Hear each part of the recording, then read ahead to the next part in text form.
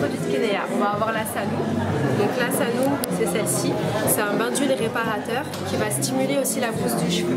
Dedans, on va avoir 5 huiles végétales, argan, jojoba, ricin, amande douce et avocat. On a également 3 huiles essentielles, cèdre, romarin et citron. Donc en fait, on a fait une synergie de toutes les huiles qui sont top pour les cheveux pour vraiment avoir un produit naturel qui soit optimal. Voilà. Donc ça va permettre d'avoir un cheveu plus souple, plus doux et surtout de réparer tout ce qui est cheveux secs et cassants. Voilà. Après, on va avoir ces deux-là qui sont des huiles pures qui vont être utiles pour la peau. On peut également les mettre sur les cheveux pour se coiffer en fait, donc après le shampoing. Donc ça va permettre de redéfinir les boucles, de se coiffer tout simplement. Mais nous on les recommande surtout pour le visage parce que ce sont des huiles qui sont non comédogènes. Alors les huiles pour le visage on n'a pas l'habitude, on ne connaît pas trop, quoique parce que de plus en plus. Et en fin de compte, comme elles sont non comédogènes, c'est des huiles qui vont très très bien pénétrer la peau très rapidement et qui vont être beaucoup plus efficaces que des crèmes. Donc en fin de compte, on va les utiliser comme un soin de jour ou un soin de nuit. On va avoir celle-ci, Absolue Pureté, qui va être utile pour tout ce qui est peau grasse, peau mixte à tendance grasse. Voilà. Donc ça va agir sur toutes ces problématiques, c'est-à-dire les boutons, la peau qui brille, donc ça va permettre aussi d'unifier le teint. Voilà. On va avoir l'autre qui est Nutrition Suprême, qui elle va agir sur tout ce qui est peau sèche et pour les peaux qui ont besoin d'estomper les cicatrices, besoin d'estomper les taches, des peaux qui sont très sèches et en fin de compte qui ont besoin d'être vraiment régénérées. Voilà. Après, on va avoir ici la barbe noire. Donc la barbe noire, c'est notre huile à barbe qui va permettre en fait de stimuler la pousse de la barbe et également d'avoir un poil en fait beaucoup plus souple, facile à peigner parce qu'on sait que la barbe des fois c'est un petit peu lèche. Voilà. Donc ça permet d'avoir aussi un poil plus dense, ce qui fait qu'on va avoir vraiment une harmonie en fait au niveau de la barbe. Et on a aussi une légère odeur parfumée naturellement parce que c'est grâce à un extrait d'huile essentielle. Donc dedans on va avoir du beurre de karité, de l'huile de figue de barbarie, de l'argan et un petit peu de ricin également. J'insiste sur l'huile de figue de barbarie parce qu'à la base c'est un soin de luxe. Voilà. Et on en a mis aussi dedans parce que souvent les huiles à barbe elles ne prennent pas en compte le fait que tout simplement le poil est sur le visage. Donc il faut prendre soin du visage aussi. Et on ne peut pas mettre n'importe quelle huile, on ne peut pas mettre de l'huile de ricin pure par exemple sur le visage parce que c'est comédogène et ça risque de donner des boutons. Là l'huile de figue de barbarie ça permet vraiment en fait en même temps de prendre soin de la peau qui est sous justement le poil, de prendre soin du visage tout simplement. Donc c'est un soin en plus, voilà, pour vraiment éviter tout ce qui est tiraillement, démangeaisons, les problématiques en fait des hommes barbus qu'on peut trouver régulièrement. Voilà, donc après toutes nos bouteilles sont en verre, donc vraiment pour préserver la pureté de nos produits. Il faut savoir que quand on a des contenants en plastique, vous aurez forcément en fait des résidus de plastique dans vos produits. On aura beau avoir la meilleure huile du monde, le meilleur produit du monde, s'il est dans un contenant en plastique, vous aurez des résidus de plastique dedans, ce qui fait que ça contamine vos produits et que vos huiles, elles vaut plus grand chose au final. Donc là, on voulait vraiment proposer de l'excellence et c'est pour ça qu'on a décidé de les mettre dans des bouteilles en verre vu la bonne qualité de nos huiles. Voilà. Est-ce que tu peux nous montrer distinctement chaque produit? Oui. Alors, là, ça nous...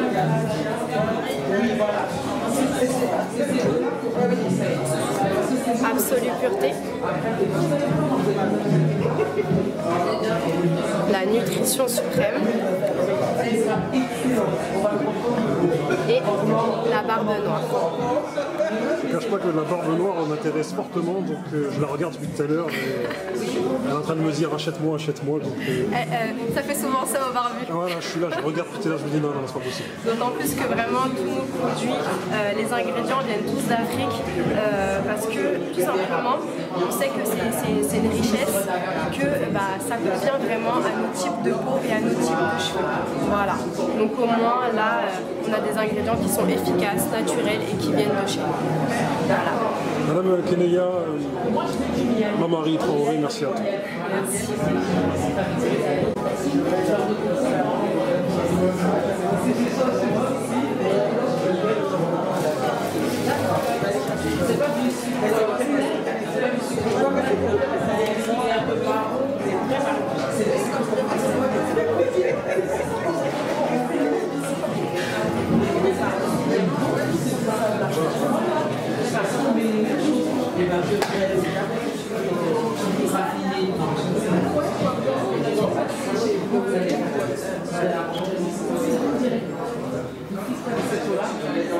Vous allez nous remercier les gens que vous avez écrits.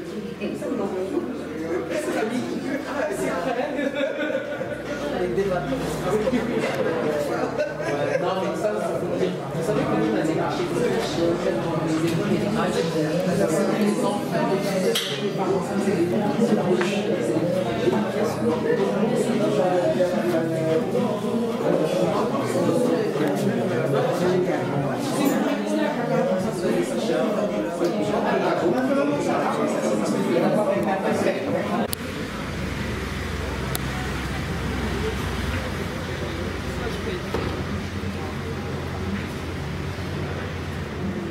Disons-nous les choses avec Monsieur Mamari Traoré. Comment vas-tu, mon frère? Ça va bien et toi? Ça va, tout va bien?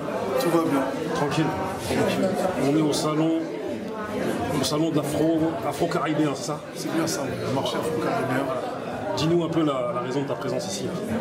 La raison de la présence ici, c'est qu'avec mon frère, on a monté une entreprise de produits cosmétiques et on a participé au premier salon et là on participe au deuxième. Et tu es le responsable avec ton frère de la marque Kenea. Ouais, c'est bien ça. Voilà, explique-nous un peu le concept de la marque Kenea. Le concept de la marque Kenea, dans un premier temps, c'est d'apporter des produits des huiles de qualité. L'éthique de notre marque, c'est de revaloriser la beauté afro-caribéenne et nous proposons des huiles pour le visage, le corps, les cheveux et la barbe. Ok. Et quelque part, exclusivement ou en priorité, c'est pour les gens ici des minorités, notamment les gens foncés, enfin les noirs. Ce qui va nous distinguer de certaines marques de produits cosmétiques, c'est que notre communication est accentuée pour revaloriser la beauté afro-caribéenne. Okay. Vraiment de revaloriser toutes ces nuances et ces types de cheveux qu'on peut retrouver chez nous, des Antilles à l'Afrique. Et c'était important pour nous, à travers nos visuels, que les gens le ressentent et se retrouvent à travers notre éthique. Parce qu'il est vrai qu'en France, les gens de couleur, comme on dit, les noirs, africains, antillais, manquent de produits pour leurs cheveux et leur peau carrément. Parce que les principaux produits qu'on a, c'est Mixat. C'est les grandes marques connues. C'est les grandes marques connues. C'est les grandes marques connues et je me permets de dire, c'est pas une critique, mais on ne se reconnaît pas dans les visuels qu'ils nous balancent. Ils nous ont commencé à mettre parce qu'ils ont commencé à nous mettre dans leurs visuels pour certains, par rapport au fait qu'ils ont vu qu'on a consommé leurs produits. Mais à la base, ils n'étaient pas destinés pour nous. Et on a grandi dans un environnement où la plupart des choses, on nous vend un vélo, c'est un blond aux yeux bleus, on nous vend un t-shirt, c'est un blond aux yeux bleus, on nous vend de la crème, c'est un blond aux yeux bleus, une blonde aux yeux bleus. J'ai rien contre les blonds aux yeux bleus, mais je ne me retrouve pas là-dedans. Et c'est important pour nous, pour nos enfants qui vont grandir demain, qu'ils n'aient pas le complexe que nous on a pu avoir à un moment donné, à sentir ce racisme ou quoi que ce soit. Donc toi, en fait, si nous comprenons bien, vraiment le concept, c'est à un moment donné de proposer des produits pour les gens issus de la communauté noire qui manquent de produits adaptés à leur peau. Je dirais encore plus loin, c'est exactement ça. Proposer un produit à la communauté noire de qualité, des huiles de qualité, des huiles de beauté, et aussi leur proposer des produits avec une image qui nous ressemble. Ça veut dire avec toutes les nuances qu'on peut trouver dans notre communauté. Et aussi, on a marqué un petit point très précis par rapport au fait qu'il y a des produits qui sont proposés à la communauté noire. Et généralement, c'est la femme ou l'homme métisse, la beauté absolue avec les cheveux, on va dire, bouclés, etc. Et on voulait casser cette image en disant comme quoi toutes nos beautés dans notre communauté sont sur le même piédestal. Et voilà pourquoi nous avons choisi comme égérie une sud-soudanaise de type très foncé. Donc, vous essayez d'aller à l'encontre des critères de beauté qu'on nous impose et qu'on nous a imposés depuis des années. Exactement. On va dire on a fait notre marque avec notre image et les critères de beauté qui nous ressemblent. Parce qu'on sait que les critères de beauté qu'on nous a imposés depuis des années, tout à l'heure on en parlait en off, Nous, dans les années 80, on a grandi dans une France où les gens issus des minorités étaient minoritaires dans les quartiers. Et on a grandi dans des classes où il y avait des Sébastien, des Julie, des tout ça qui étaient blonds aux yeux bleus. Et carrément, il y en a certains même dont on tombait amoureux parce que les seules images qu'on avait, c'était, en tout cas à la télé et partout, c'était ce profil-là.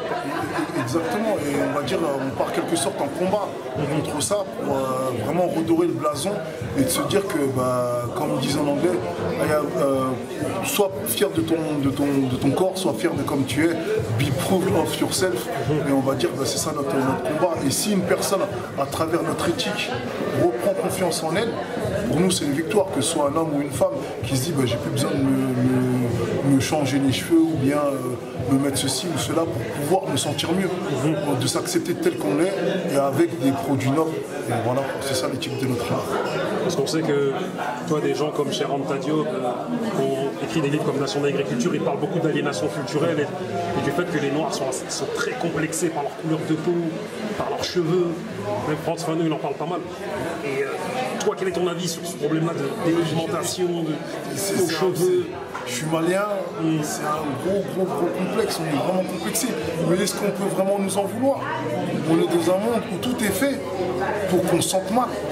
Que ce soit dès qu'on allume la télé, nous, plus précisément, nous qui sommes en Occident, on allume la télé, on ne se retrouve pas dans ce qu'on voit. La preuve, Black Panther, le premier euro en 2018.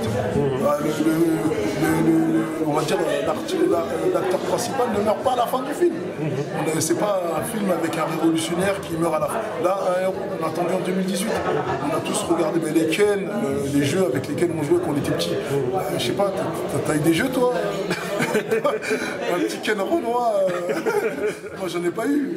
On n'a pas eu les poupées que nos sœurs jouaient avec des poupées. Certes, aujourd'hui, il y a beaucoup de gens qui sont dans ces initiatives, que ce soit à travers des livres, que ce soit à travers des jouets pour enfants, que ce soit à travers des histoires. La semaine dernière, j'ai croisé le frère Mas. Avec sa femme, ils sont là, ils racontent l'histoire de l'Afrique aux gens et c'est des projets qui sont vraiment gratifiants et valorisants. On aurait voulu faire de l'argent, mais on aurait vendu des produits éclaircissants et des perruques. J'ai rien contre les gens qui font ce business-là, mais après chacun avec son éthique. Parce que il est clair que c'est un business qui nuit physiquement et mentalement à la communauté noire. Même si tu dis que tu n'as rien contre ce business-là, mais c'est un business qui... Est-ce que c'est vraiment nous qui consomme les ficelles? Les ficelles, je ne connais pas de Roland qui va chercher des perruques Roland, qui va aller chercher les cheveux des Indiennes ou des Brésiliennes. Je ne sais pas c'est qui fait ça, mais en tout cas, ça marche pour eux.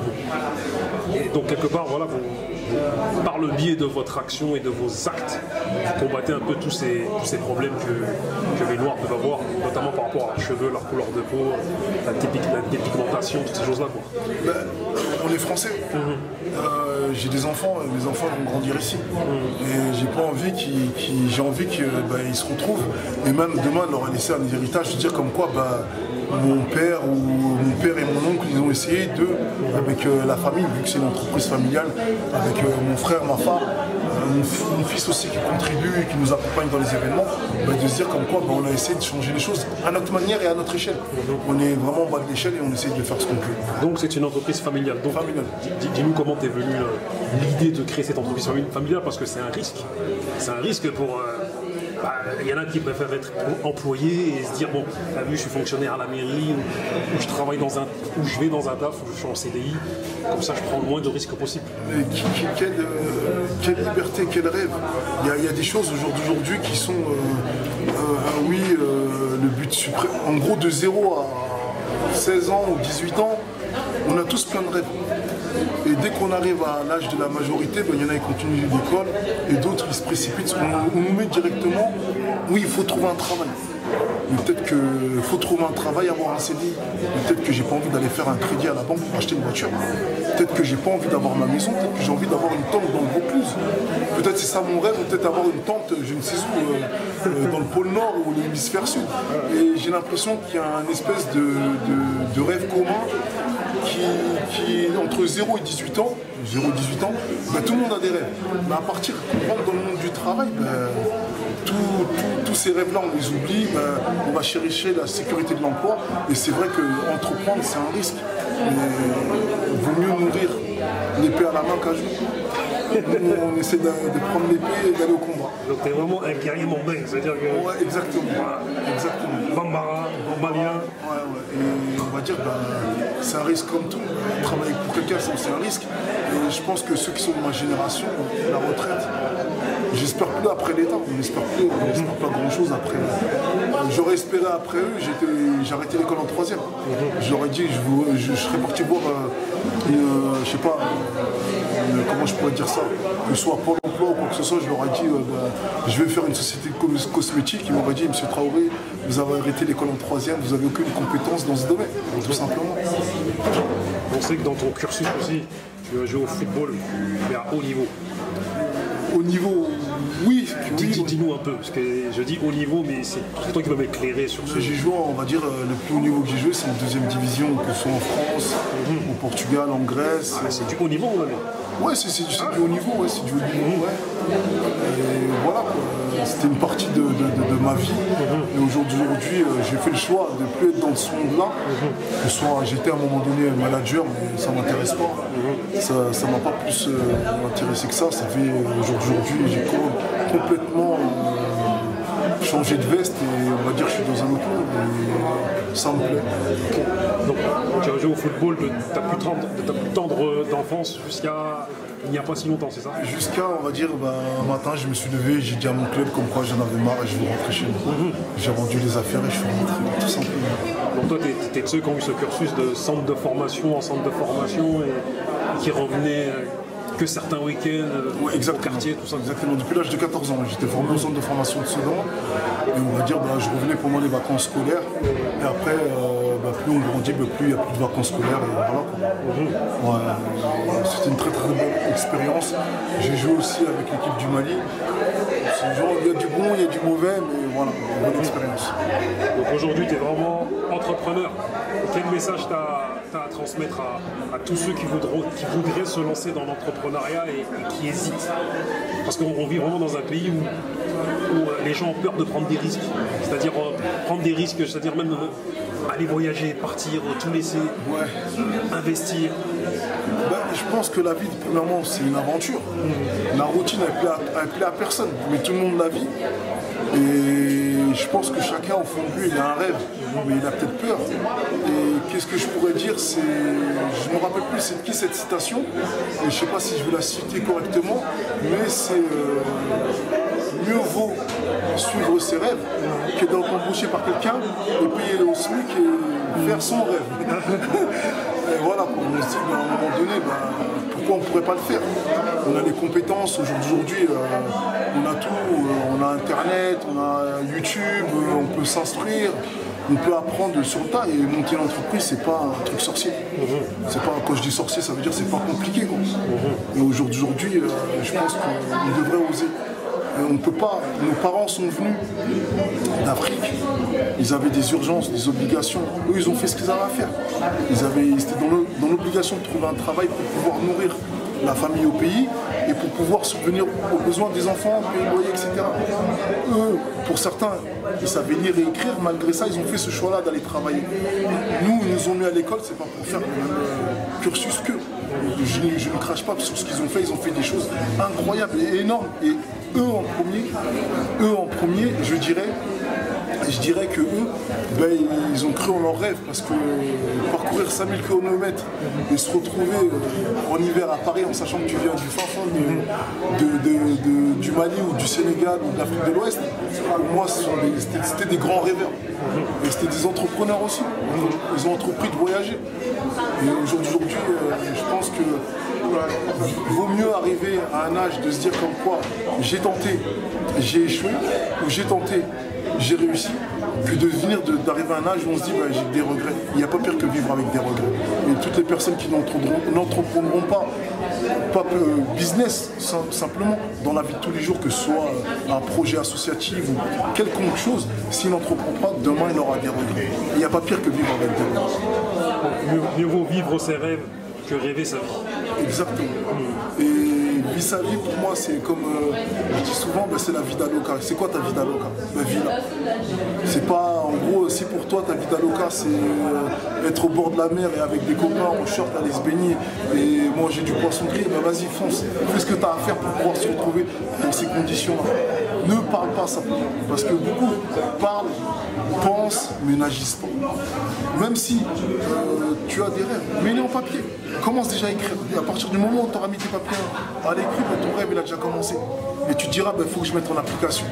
Et je pense que c'est comme tout. Et le travail, personnellement, travailler pour quelqu'un, un an de travail, 365 jours de travail, un mois de vacances. En 12 ans, tu as un an de vacances. Les maths, ils sont clairs. Hein.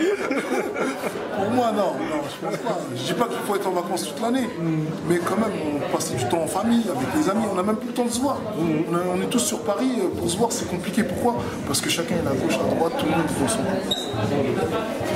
Je me vois. On va aller sur ton stand et tu vas nous présenter un peu tes produits, parce qu'on est venu pour ça aussi, surtout.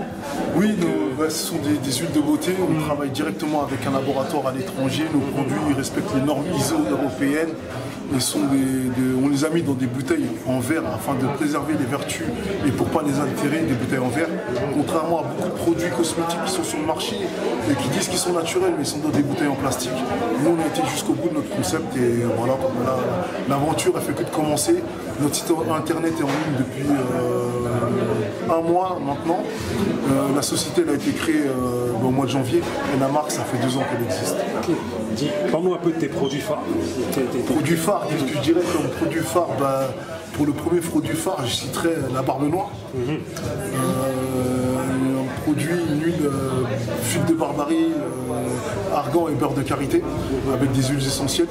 Une huile non grasse, contrairement à beaucoup d'infos qu'on peut recevoir. Oui, il faut mettre de l'huile de ricin. L'huile de ricin, c'est super gras. Ça, c'est notre produit, un de nos produits phares. Et l'autre, le deuxième, serait l'huile sanou. Sanou qui veut dire en langue bambara or. Une huile composée d'amandes douces, ricin, jojoba, avocat, romarin, cèdre et des huiles essentielles pour le cèdre, le romarin et le citron. Et des produits 100% naturels. Et vous avez qu'à essayer, vous ferez votre propre, vous donnez votre propre avis. Dis-nous où on peut commander ces produits. Nos produits sont exclusivement disponibles sur notre site internet www.akenea.fr. Et vous pouvez nous suivre via les réseaux sociaux, Instagram, Twitter, Facebook. Et voilà. Est-ce que tu peux nous citer, nous épeler Kenea, comment ça s'écrit? Kenea. Et aussi je passerai un message à toutes les personnes qui ont cru en notre projet, à moi et mon frère, dès le départ, que ce soit Almami, que ce soit Ibou, le photographe, la maquilleuse, Adia, tous les modèles, Naomi, comment ça s'appelle, Lisa Fatou, tous les modèles qui nous ont suivis dans cette aventure, Mamia Berry qui nous a suivis aussi, à tous les gens qui ont cru en nous, un grand merci et l'aventure continue avec l'équipe Kenea. Mamadi Traoré, je te remercie. Merci à vous, Bakar. Merci à toi. Merci d'être aussi déterminé parce que ce témoignage va sûrement et très certainement parler à beaucoup de gens. Parce que nous, notre but, c'est à un moment donné de transmettre des messages aux gens avec des gens déterminés. Et la détermination, c'est transmissible, c'est communicatif. Et, comme on se disait au téléphone la dernière fois, on devait s'appeler juste 5 minutes, on en reste au moins 1 heure au téléphone. Il est temps de s'organiser et à un moment donné de créer des entités fortes et économiques. S'organiser et surtout agir, même si c'est peu ou bien un truc. Et j'aurais quelque chose à rajouter par rapport à tous ceux qui veulent se lancer. Parfois on nous parle beaucoup de business plan, plein de choses à mettre en place sur papier, etc. Et parfois ça fait peur. Et moi, je dirais quoi? On est sur le modèle économique africain. Article 15, débrouillez-vous. C'est clair et net. On se débrouille. Là, on fait avec ce qu'on peut, avec les moyens du bord, et on arrivera. On arrivera au but. Même si ça met 10 ans, on arrivera au but. Et parfois, on oublie, et des fois, c'est démotivateur. Pour certaines personnes, oui, mais t'as pas forcément l'argent nécessaire. T'as beau faire le plus beau business plan que tu veux, c'est sur papier. Et c'est pas forcément que ça va marcher. Si les mecs, ça marcherait plus sur le business plan, tout le monde ferait des business qui marcheraient. On dirait, ouais, celui-là il est viable, celui-là il n'est pas viable. Et en gros, c'est pour vraiment motiver ceux qui se retrouvent, des fois, ils vont voir certaines personnes pour leur demander de l'aide. Oui, mais ton business plan il n'est pas viable. Fais avec ce que tu as. Regarde, fais où tu es, fais avec ce que tu as. Et avance petit à petit. Bonne fois, je te remercie. De rien. On se tient au jeu.